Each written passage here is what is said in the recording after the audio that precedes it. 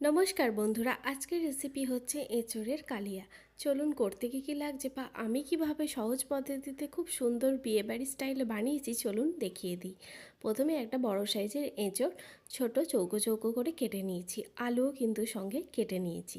এঁচোড়টা কিন্তু আমরা ওই 2-3টে মতন সিটি দিয়ে ভাপিয়ে সিদ্ধ করে নেব প্রেসারে।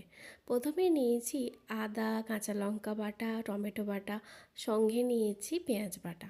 কড়াইতে নুন দিয়ে তেলের ওপর তাতে আমরা আলুগুলো একটু লাল লাল করে ভেজে নেব। অল্প একটু হলুদও দিয়ে দিলাম। দেখুন এরকম ভালোভাবে লো আঁচে কিন্তু ভেজে নিতে হবে আমাদের আলুগুলো কিন্তু ভাজা হয়ে গেছে, তুলে নিচ্ছি। সেই তেলেতে কিন্তু আমরা দিয়ে দেবো 2টো বড় সাইজের পেঁয়াজ বেটে রেখেছিলাম, ওই পেঁয়াজ বাটাটা। আমার রেসিপি যদি ভালো লেগে থাকে অবশ্যই চ্যানেলটিকে শেয়ার, সাবস্ক্রাইব আর লাইক করবেন, আর ছোট্ট কমেন্টের মাধ্যমে জানাবেন আমার রান্নাগুলো আপনাদের কেমন লাগছে। নুন আর হলুদও দিয়ে দিলাম।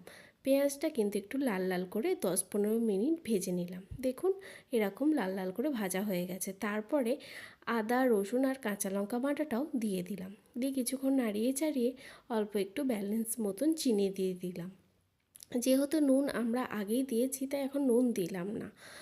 আর একটা বড় সাইজের টমেটো বেটে নিয়েছিলাম, সেটাও কিন্তু ভালো করে এই মশলার মধ্যে দিয়ে দিলাম। তারপরে নাড়িয়ে চাড়িয়ে ভালো করে আমরা দিয়ে দিচ্ছি ওই ফেটিয়ে রাখা টক দই।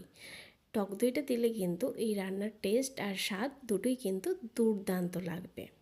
একবার হলেও কিন্তু ট্রাই করে দেখবেন বিয়েবাড়ির স্টাইলের এই এঁচোড়ের কালিয়া। খুব সুন্দর খেতে হয় কিন্তু গরমকালে। আলুগুলো ভেজে রেখেছিলাম আর এঁচোড়টা 2-3টে সিটি দিয়ে রেখেছিলাম, সেটা কিন্তু আমরা মশলার মধ্যে দিয়ে দিলাম। ভালোভাবে লো আঁচে কিন্তু আমাদের এইভাবে কষিয়ে কষিয়ে কিন্তু রান্নাটা করতে হবে। দেখুন অনেকটা হয়ে গেছে, আমরা ওই হাফ গ্লাস মতন জলও কিন্তু অ্যাড করে দিলাম। ওই 10-15 মিনিট ফুটলে কিন্তু আমাদের মোটামুটি এঁচোড়ের মধ্যে মশলা, আলুর মধ্যে যে মশলাটা সেটা ব্যালেন্স হবে। 10-15 মিনিট পর ফিরে এলাম।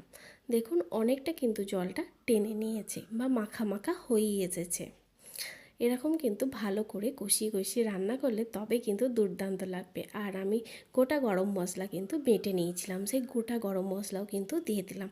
আপনারা চাইলে কেনা ওই গুঁড়ো গরম মশলা যেগুলো পাওয়া যায় সেগুলোও কিন্তু আপনারা দিতে পারেন। আমাদের অলমোস্ট হয়ে গেছে কিন্তু এঁচোড়ের কালিয়া। একবার হলেও ট্রাই করে দেখবেন, গরম ভাতে কিন্তু দুর্দান্ত খেতে লাগে। ধন্যবাদ বন্ধুরা রেসিপিটি দেখার জন্য।